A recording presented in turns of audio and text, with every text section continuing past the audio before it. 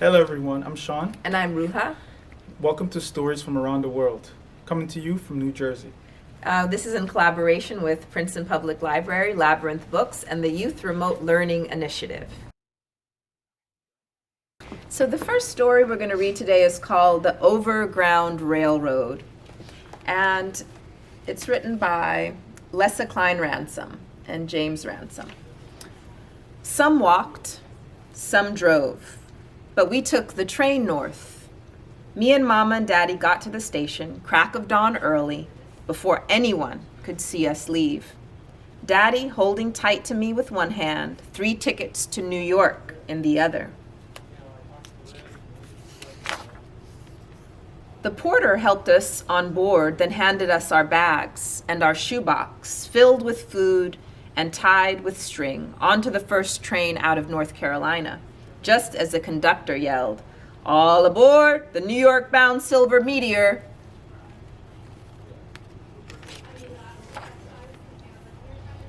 Daddy led me to the last seats in the colored car and let me sit next to the window to watch as the train whistled and chugged, leaving puffs of smoke behind. The conductor shouts, "Next stop, Rocky Mount."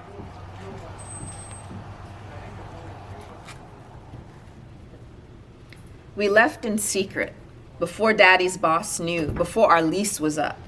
We said our goodbyes to Uncle Buck and Granddaddy and Grandmama, her wet cheek pressed against mine. "Ruth Ellen, you mind your mama and daddy," she said.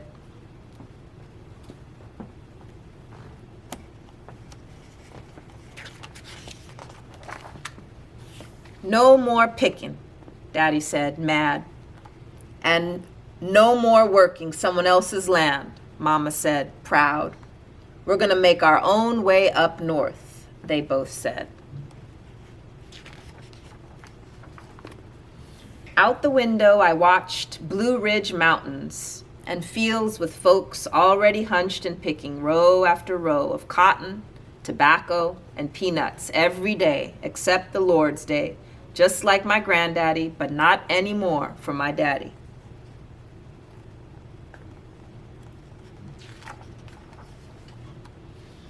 At the next stop, more people and boxes and satchels squeezed into the colored car, so many they stood on tired feet or sat on hard floors where they were.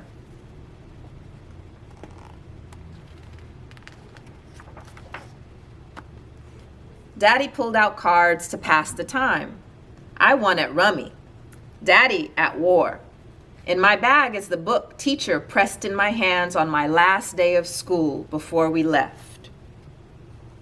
Next stop, Norfolk, Virginia.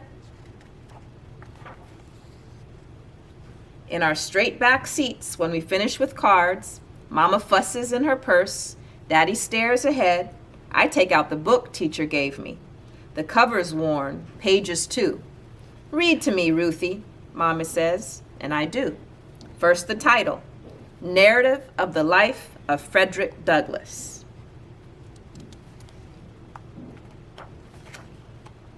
Then I turn to the first page. I was born in Tuskahoe near Hillsborough and about 12 miles from Easton in Talbot County, Maryland. Mama listens till her eyes blink long, longer, then close, but I keep on. Next stop, Alexandria, Virginia. Out the window, in between pages, I watch as crooked shacks sprout on the edges of fields. Folks wave from their doorways and I wave back. Mama turns in her sleep, restless and dreaming. All around me, everybody leaving for the north talks in Bible words, Exodus, Egypt, Canaan, hoping that Chicago, Detroit, and New York City are the promised land. The porters come and move signs, waking Daddy, telling everyone in the colored section to sit where they want. We don't have to stay in front behind the engine breathing in smoke because we're past the line that divides black from white, south from north, wrong from right. I wait to move, but we wait more. Finally, Daddy takes my hand and Mama stands, and we walk down the aisle, out the colored car, and through the curtain. Next stop, Baltimore, Maryland.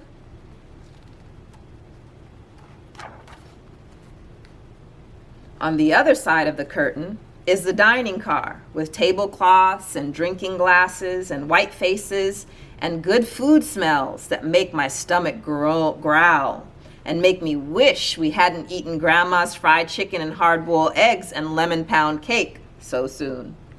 Next stop, Newark, Delaware. We walk past row after row of white folks who stare or turn away with eyes that say, "Keep moving," when they see us. Some put hands in empty seats, "Not here," and we keep walking until we find smiles from new neighbors.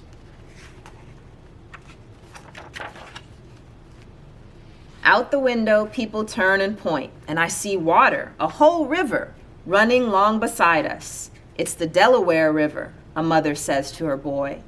The book teacher gave me has pages filled with the story of a boy leaving behind what he knew and heading to what he don't, just like me. Only he didn't have a ticket bought by his daddy and food packed by his grandma.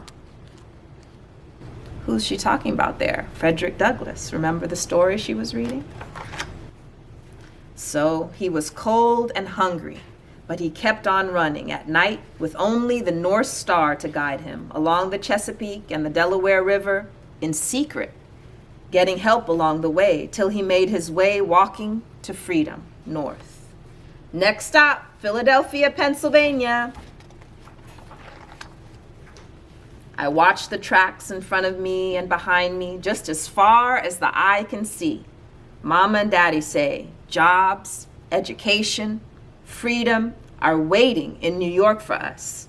And like the boy in the book, we all running from and running to at the same time. Last stop, New York City, Penn Station. We step off the train and I stretch my neck to see bright lights, tall buildings, shimmering against a sky bright as 100 North Stars. Daddy grabs our bags. I squeeze Mama's hand. The other holds tight my book. And there's Ruthie. The end. The title of this book is Obara and the Merchants. In Nigeria, there were many villages. The people in each village farmed and hunted, cooked and cleaned. They had plenty to eat and drink, and they were very happy. But in one village, the people were not happy, for here there was a famine. The crops would not grow no matter what the people did. There was no game, no matter what the hunters did. There was nothing to cook, no need to clean dishes or pots. Everyone was hungry. After a while, the people had no energy left to work on the bare, dry land, and they gave up. Look how dry the land is, and there is no one outside doing any work. One of the men was a hunter named Obara. Obara was as straight and strong as his arrows. The goodness of his heart was as great as the curve of his bow. "I am so hungry," said Obara, "but I cannot give up. I will keep hunting until I find something to eat." Oh, look at Obara, he's in the woods hunting. Obara packed his things and began walking away from the village. He journeyed deep into the forest, making his way so softly that even the insects and birds did not notice his presence. He stayed quiet, watching and listening. Suddenly, something stirred. Far in the distance, Obara saw an animal. He pulled out his bow and arrow, aimed carefully, and thwick! "At last," cried Obara, "a fine meal for me tonight." He rushed home and began to cook a delicious stew with many spices and seasonings. Soon the scent of Obara's food escaped his home and traveled on the wind to freedom. Oh, look at the scent. Looks like it smells really good. Odebayo, a merchant, was walking down the same road the scent traveled. Odebayo traveled all over the country and had lots of fine things to sell, but nothing as enticing as the smell of Obara's cooking. My ears are useless, thought Odebayo. They can only hear my stomach growl, but my nose may save me. Such a wonderful smell. Who is cooking? If I follow it, I will find out. Perhaps they will share with me. So Odebayo began to follow the scent. Along the way, he met some friends, other fine and hungry merchants. Where are you going? They asked. To find out who is cooking. Perhaps they will share with me. Us too, said his friends. And all together they followed the scent until they got to Obara's home. Obara had just finished cooking when he heard a call.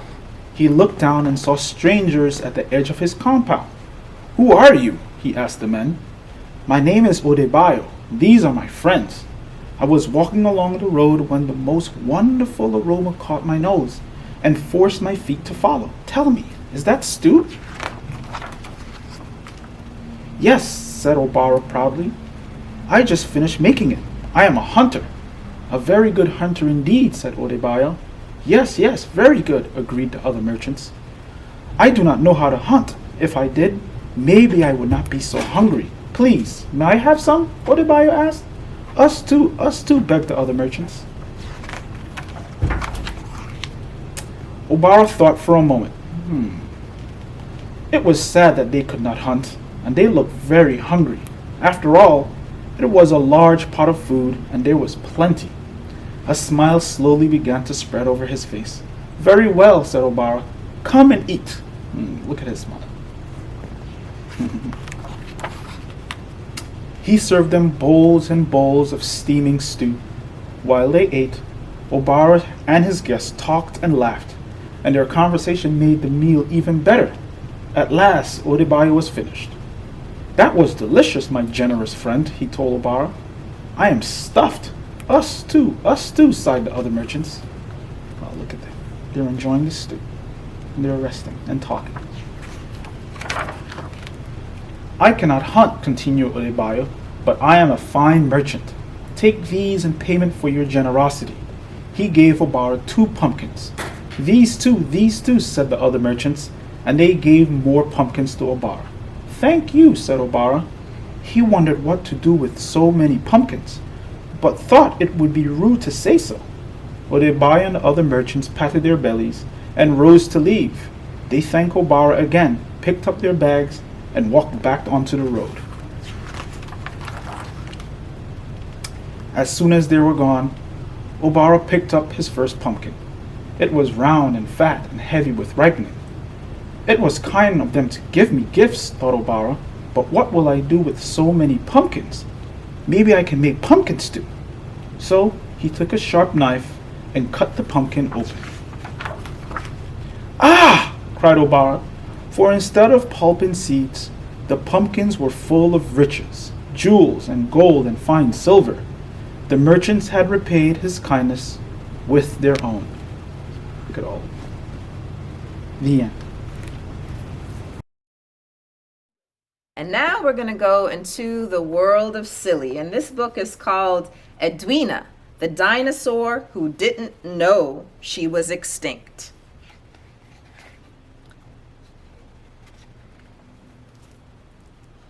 Everyone in town knew Edwina. She was the dinosaur who played with the neighborhood kids.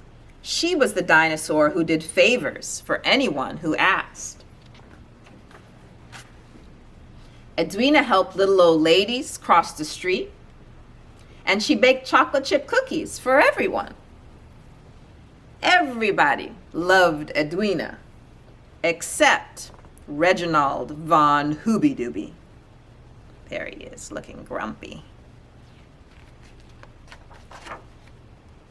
Reginald knew just about everything about just about everything.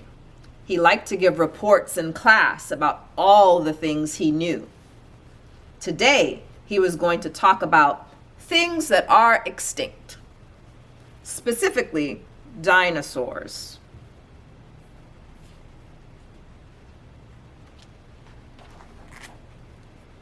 But as soon as Reginald started, Beth McFeeder asked, "What about Edwina? She's a dinosaur." Then Tommy Britcher said, "Yeah, Edwina can't be extinct. She bakes chocolate chip cookies for us." And then Miss Mink added, "Maybe Edwina is baking chocolate chip cookies right now."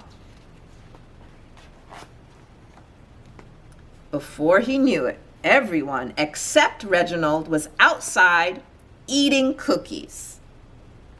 "No one listens to me with that dinosaur around," thought Reginald, looking grumpy. Grumpy brushing his teeth. Grumpy falling asleep. "Well, tomorrow I'll prove to the whole town that dinosaurs really are extinct, and poof, Edwina will disappear." Do you think she's going to disappear? The next morning, Reginald handed out flyers that made excellent arguments about how extinct dinosaurs are. They also made excellent hats. Are people taking him seriously? I don't think so. When flyers didn't work, Reginald tried protesting. "This is not happening," says his sign. When protesting didn't work, he tried everything he could think of. Bong, bong, bong. Dinosaur extinct. Magic. But no one listened. Finally, Reginald broke down and cried. "Woo-hoo," he sobbed. "Why won't anyone listen to me?" "I'll listen to you," said a voice from behind him. Who do you think it is? Reginald took Edwina to his classroom.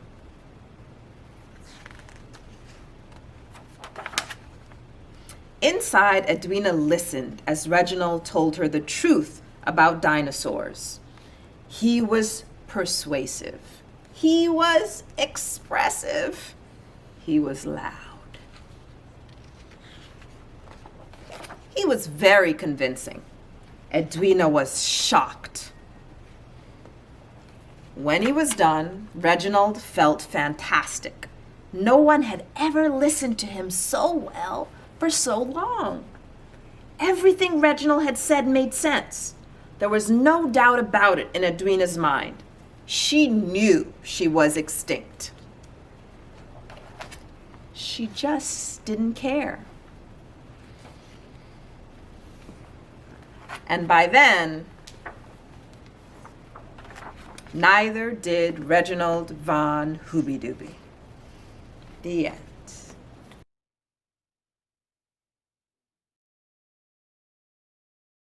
This is a poem by Maya Angelou. It is entitled "Life Doesn't Frighten Me at All."